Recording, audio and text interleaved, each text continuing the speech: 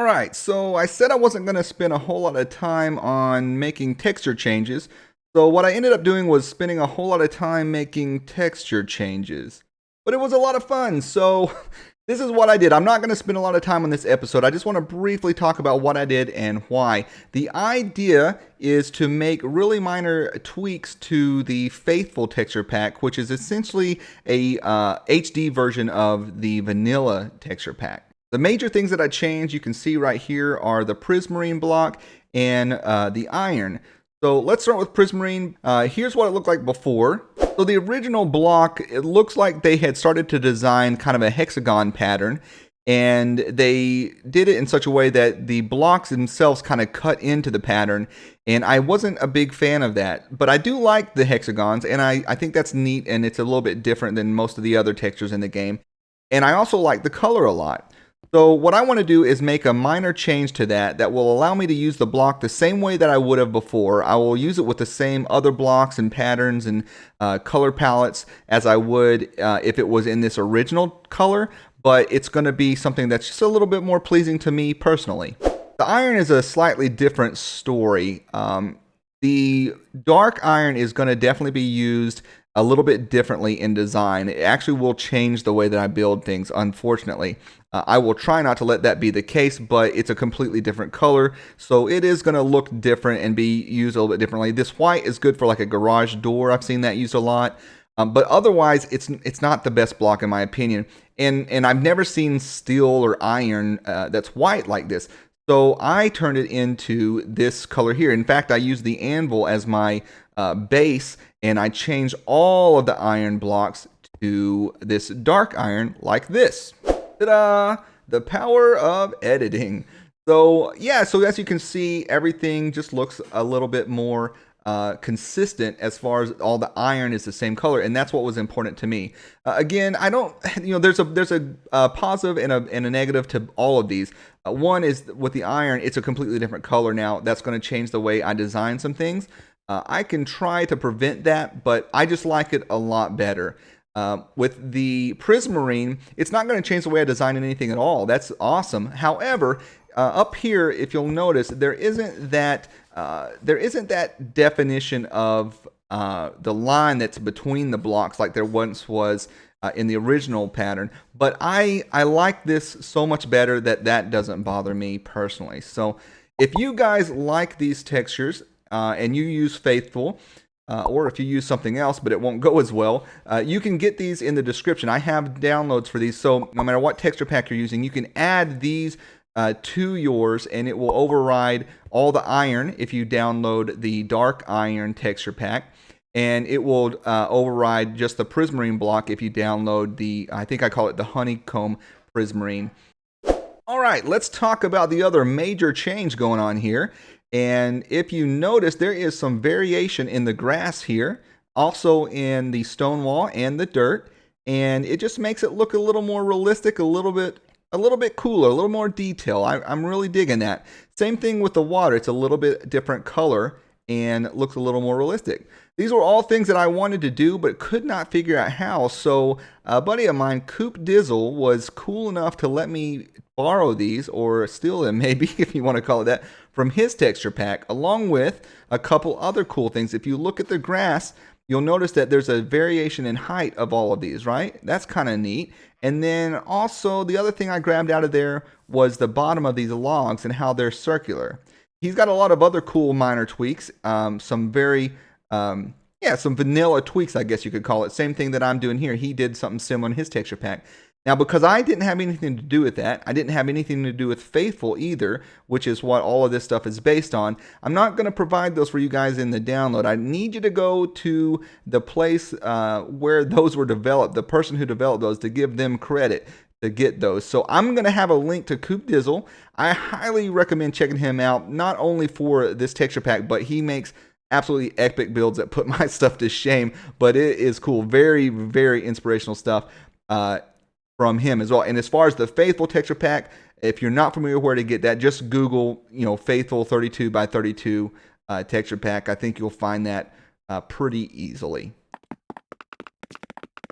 All right, guys, before we move on to the next segment, of this episode, let me show you a little bit of what we did from last episode. I went ahead and AFK'd for a couple days in our fishing hut that we made, and boy, am I glad that I did. I got a lot of experience and a whole lot of goodies. A lot of that junk is still down there, and it is junk, but there's a lot of really good stuff down there still. If you guys don't have one, make sure you get one quick, fast, and in a hurry, because the reason I say this is just in time is that with this most recent update, Mojang is no longer allowing us to combine infinity and mending, which is really awesome to have on your bows. So you can get it now while you can, and that's what I've been doing. So let's go check it out. Let's check out all the stuff we've got. We'll start with the bows since we're talking about it. But basically what I've been doing is spending all my experience adding mending and infinity to all of these different bows. They all have a random assortment of stuff on them. That one's not so great, it looks like, but that's okay. But yeah, this will give us some backup later when we upgrade to the or update to the newest version of Minecraft. We can come back and get one of these, even though they're not allowed anymore because we've already got them done. They're already in the game, and yeah, so I advise you guys to take advantage of that. It really doesn't cost a whole lot of experience because they're so broken down, and because they have mending, I think they're going to kind of heal themselves up over time. If not, it's still definitely worth doing this. Let's see, this is just an overflow chest. Over here we've got some fishing rods, and there's a lot more down there that can be combined for better stuff. I got myself some name tags. These are all the good books that have some good enchantments on them. These over here are not so great, only because they've just got opposing enchantments like sharpness and blast protection. Why would you ever, you only need one of those things on any one item because they're opposites. So they're just not quite as efficient as these other ones. And so I've got them separated out like that. So, and then I ended up with a great little mending rod that's basically keeps us from having to use the chest that gives us more rods. This one rod will last us basically forever as long as we don't lose it or something. So that's fantastic. I think this is pretty much the best one you can get, and just combined a bunch of other ones to get that. And then this is pretty much the best possible bow right now, my Ranger Danger 5000. Except for the Punch 2, I think that makes it a little more difficult if you're trying to kill enemies. I might make another one that doesn't have that. This is a great one for just getting them away from you. But yeah, anyways, that's what we ended up with from our fishing hut, just from a couple days of little AFK business. This presentation has been made possible by viewers like you. Your likes, comments, and subscriptions are very helpful and greatly appreciated. Remember, click that bell for notifications. Guys, can we please get started on the next portion of this episode? What is the main thing we're going to be doing this episode? Well, it's going to be over here if it gives you any kind of hint or indication. That's right, we are back in Sparta, and we are over in the agriculture area. And I've already been up to, oh my goodness, that might be the first time I actually crossed that creek without falling in. Boy, am I getting good at this game. Okay, any hoozle, what are we doing? Well, let's walk over here and take a look at some of the work I've already been doing. We've been working on a dried out riverbed. I saw this over here and I thought it would be the perfect opportunity.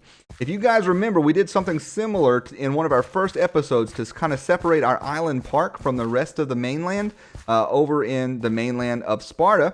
And so we're going to do the same thing, except I have learned a few things. I've been watching Good Times with Scar, and he's got some really, really amazing inspirational landscaping stuff on his channel. So I'm probably going to implement some of that stuff into our river here. I will say this, I kind of am digging this dried out look of having the dirt here like this. I kind of think it's not going to happen this time because I actually need the water in here. We'll explain that in a minute, what we're doing with this.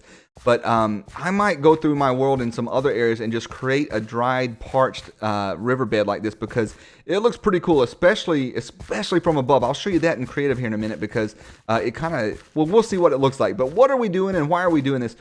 Well, the idea is I actually want the water to be at varying levels and heights. I want to create some waterfalls, maybe some river rapids and stuff like that. But all of that, including even a lot more landscaping changes we're gonna be doing here for this project, it's all a part of a bigger project. And it's gonna be pretty cool. You guys voted that you wanted to see more animations, so we are gonna give that to you. But this one's gonna take a lot of setup to get to it, and I think it's gonna be worth it. So let's fly up here and take a look at this from above. Like I told you, I think that looks really cool. Now it's all gonna be filled in with water, of course. But like I said, I think there will be a lot of opportunity to do something just like that without filling it with water. That, man, it just looks cool the way it is. I almost don't want to touch it. But I've got this cool idea that I want to do, and it's going to require some water. So let's get to it. The water will happen after a while, because I still got to go back and add some gravel and some sand and some various texturing to make this look even cooler. So let's get to work on it. So I have decided I'm going to place the structure that I'm going to build right here along this bank with the flat edge. I think that's going to work out good for us. So now I need to, and the reason I am not continuing further until I decide this is I need to know where the water is going to be relative to that. So if I have it there, this bank only comes up to this point right here on this side. And I could build it up further, but as you can see, it's gradually going to go down, down, down until it flows out into the, I guess, into the ocean eventually over here. So I don't really want it to be too much taller. And so I've used this bank to determine where the water is going to be. So now I need to go and level that out a little more so that it is suitable to build on and it makes sense with the water height that I'm going to have right here. And then I've got to decide from here, how do I want to gradually make it go down into this water height over here? Do I want it to be gradual, like a rapid, or do I want it to be kind of a quick waterfall drop, which might also be pretty? And we have some places that we could do that back there as well. So we could probably do both when it comes down to it. But I've got to figure out how to do that, because you don't want, how do I explain this? You can't just have a waterfall for no reason. You kind of need to have it falling over something, right? So we need to have maybe like if we had the waterfall here, for example, or even if they're just rapids or something and it's coming down, we need it to slope down for a reason, because the terrain has sloped down, right? So that means we're going to have to build all this up back here, the riverbed, so it won't be as deep. And that's why I haven't gone any further, because it wouldn't have made sense for me to put a bunch of sand and texture this down here, knowing that I'm going to have to just cover it up to raise the riverbed. And the reason we want to do that again is because when it gets to this point here, the water height, let's say it's right here, it's going to have to spill over something. It just wouldn't make sense if there weren't a wall here. And I also don't think it'd make sense if there was just a wall here without, just like a straight up wall. Like I feel like it needs to be flowing off of something, right? So at least that's my idea. We will see how that works. So the plan right now is to build this riverbed up a little bit along this area here and to smooth that out over here so that we have something to work with when we get to the building section. And yeah, that might take us a little while, but we're going to get started working on it right now. Just after a little bit of building, I just built up a little stony lip here to see what it would look like if we had a waterfall. And I think it's going to be really cool. So I think we are going to do that. We're going to build all this up back here, have it gradually come down to this point here to where it can kind of just spill over the lip. And then the water will flow down here, maybe a block or two high. So it won't be a real big waterfall, but I think it's going to look really cool. And then down here, I figure we can have just a gradual, natural downflow, and it'll look a little bit like maybe a rapid. And so I think that's going to be pretty cool. Hey, we made a riverbed. We actually made a couple sections, and they've got different reasons for existing. Let's talk about that. All right, we're in the middle section. This is a slow-moving river. So slow, in fact, we're going to call it a lake, a meandering lake that's kind of made from a river. There's some of those around where I live where people have built dams and have caused the river to turn into a bit of a lake. And that's kind of what we've done here, because if you remember, there's a waterfall here. And there's a little bit of lip on this waterfall. And what that's doing is it's going to slow down the water to where it's not moving as fast in this section here. And that's why you don't see a whole lot of texture variation, because the water's not stirring up the river. Now you do have a little bit of gravel, and we're just pretending that's essentially the wearing down of this rock here. So why is this rock here? The rock is here because that's what makes sense. Have you ever seen a river, people? I'm betting you probably have, but if you haven't ever thought about it, this is what happens. The reason rivers are the way they are is because they form to the contours of the land. If they hit something hard like a rock, then it forces them to go in another direction and carve out the dirt over here that's a lot softer, right? So everywhere in your river, if you're building something like this, I would recommend that you go ahead and place a rock or something like that in the areas that cause the river to bend, on the inside corner of a river bend. And that's going to make it look a lot more natural, and it's going to give it a lot more interest. So what is the opposite of what would happen where a rock formation is? Well, what could happen is something like this, where the water flow is just going to naturally kind of erode away the terrain around it. And when it does that, I'm guessing it's probably going to be a little bit sandy because it's being worn away, right? And sand's a lot more worn down, I guess you could call it, than dirt. So that's what I did here is I put in some sand area. But we're still in a pretty slow moving portion of the river, and so it's kind of, not a whole lot more texture going on. But just wait for it. We're going to get there. Let's round this corner, and of course, because it's a big bend like this, it's going to have to be made out of something hard. So we turned all of this into stone. So that's a big old boulder and a big old rock going on there. And then I did the same thing on this side and on this side. We ended up with some pretty coarse, pretty hard material of stone here. And what's that's done is it's prevented the water from flowing outwards, and it's having to push down. So as you see, we kind of sink down into the earth right like this. And when that happens, it's actually stirring up the bottom of the riverbed quite a bit, right? There's got a lot of water flow here, and it's churning away, and it's pulling out all this sediment and all this stuff in the river. So that's why it looks kind of crazy here. At least that's my idea behind all this. And as you get to this wider open area of the river here, it kind of slows down, and you don't have all that churning water and all that stuff. So you don't have all the texture variation. It's just dirt again. Now over here on this other side, we've got the big rock here, and we know that it's going to be eroding away over here. It had to be a softer material, right? So what's going to happen is you're going to have this sandy silt again, I guess you could call it, to where the dirt's eroding away. And that kind of makes sense there, as opposed to this side that's forcing it to go over here, right? Now on the other side of the waterfall, we're going to have a similar situation. The water's going to fall down really forcefully, and it's going to kind of erode away a hole right here, right? And it's going to water's just going to keep churning and churning and churning, and then it's finally going to spit itself out over here. So you've got a little bit deeper of an area here, and it's really muddy, and it's all this, I'm using this soul sand to kind of represent that. And when it's covered with water, I think it's going to be pretty good. But then as you come further this way, the material gets kind of spread out, and you have the same situation of where it's a pretty fast flowing water now. It's falling off of that waterfall, and it's flowing down here at a pretty good pace. So it's kind of pulling all the sediment and all the rocks and stones and the things out of the bottom of the river, and you get another messy riverbed right here. Now let's talk about one more thing that's a little bit non-river related, but it's going to relate in just a minute once I share it with you. Let's look at the terrain modifications I made over here. If you remember, there was once a giant pond right here. I didn't really point it out. It was just kind of in the clips in this video leading up to this section here. But I filled that in. It was an ocean biome, and that's why the color of the grass is a little bit different. But that's okay. I think it's going to work out pretty good once we're done.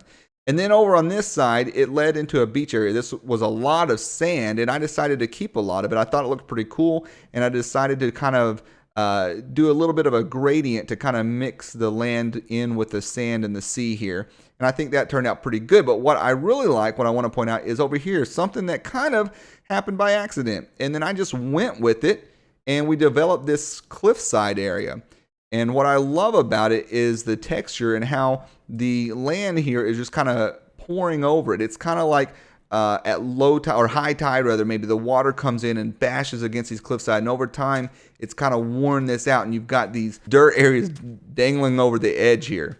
And so you can kind of see the textures that I used to make this look a little more textured and cool, and have a few more layers, and I think that looks pretty good. So yeah, I like that a whole lot. I like it so much, in fact, I'm going to do the same thing way over here. Let's zoom right back here where we were earlier.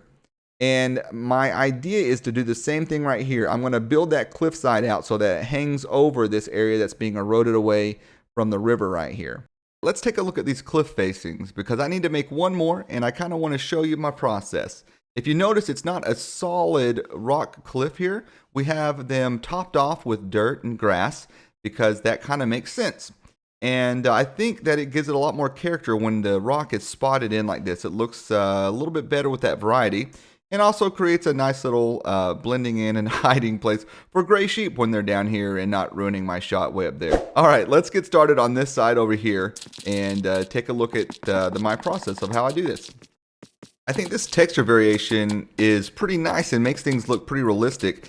And I'm finding the easiest way to do this is pretty much anywhere that you find grass that's 2 blocks high, replace the one right under it and all the way down until it comes to a block that's out in front of it. So I think that actually makes a pretty big difference. It's a super easy way to give a lot more interest to a hillside like this. And I think it's a little more organic and natural that way as well. Out in the wilderness, in these types of environments that I'm aware of, you find a lot of rock and stone jutting out of the ground here and there. So especially when you have a steep slope like this, it's going to be exposed a little bit more. So it's a good idea to try to do that here and there when you're able. So we got a little bit of a patchwork going on here. And I guess the best way to think of it is the big rock mountain here that's just kind of been sprinkled with dirt. And I think that's the way I like to do it anyways. If you guys have any other methods that you prefer to use, I'd love to hear about it. I'm sure they could contribute to me learning to do things a little bit better as well. Well, we've got hydration. This lake has been filled in, and the river too. So let's take a quick look at it. If you'll notice, the bottom actually looks a lot better now that it's filled in. It's not quite as chaotic, but it's still a mess. You can tell that the water's been stirring it up a bit, hasn't it? So over here, we had to have a little spillway to come down to ocean level. But that worked out fine. I kind of tapered it out as best I could, so it'd be a gradual flow. It didn't look quite as rapidy. And then up here, I basically what I did is I poured the buckets of water in here everywhere, and then I went through and I just grabbed some blocks and placed under the water to push them out a little further because they looked really, really symmetrical and they didn't look realistic. And so I just kind of played around with it until I came up with some funky looking shapes that look like some kind of rapid here, which turned out pretty nice, I think. Let's see. Oh, over here, the episode's getting a little bit long, so we're going to save that for next time, that cliff area here. You guys have an idea of what we're going to do with it.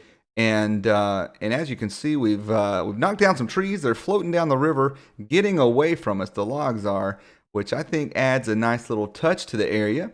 And yeah, I think it's coming together all right. And then over here, of course, we've got the waterfall leading down into another little rapid section here. Guys, I can't believe it. I forgot to wish you all a Happy New Year. Happy New Year. I hope you had a Merry Christmas as well. And what I want to know is, what games did you guys get and what games are you looking forward to most this year? Or you know what? Not even games. What things are you looking forward to most? This is a big year. Let's make it the best one we got, right? Here's to hoping you got the best year you've ever had coming up. Of course, you can always tweet me as well at Spartan Glenn. For those of you who already follow me on Twitter, you already know by now that I was awarded Reddit Gold, which I guess is a thing. It's something they gave me for having what they said was the best mechanical detail in Minecraft in 2016 on the Detailcraft subreddit, which is pretty awesome because there are some amazing people on there that do amazing things. So check that out for sure. Not for my stuff, but for others for sure, man. You need to check my videos for my stuff. Come on now. You know where it's at. But I might be just as excited, to be honest with you, about getting my comment featured on Rendog's channel. So Rendog, if you're watching, shout out to you, brother. I appreciate you, and I'm digging what you're doing. But hey, since we're focused on this windmill, let's say that that's going to be a big hint to what next episode holds for us. We got a lot of work, and I think we're going to finally get back to some animation that you guys have been asking for and that I've been looking forward to doing. I got a secret. I actually tried doing some this episode and it didn't work out quite like I wanted. I think I've got it figured out now. and we're going to get going with it. But what in the world could we animate that would have anything to do with this big river biome situation that we developed this episode? Well, if you were a keen observer, or if you go back in the video, you might see some things that I left in there that I was working on in between scenes. This was a pretty big episode. There should be lots of links in the description. Don't forget those. And if you liked it, go ahead and slap that like button. I would appreciate it. If you're not subscribed, do that and hit the bell as well. Guys, I'm out of here. Until next time, as always, keep it creative.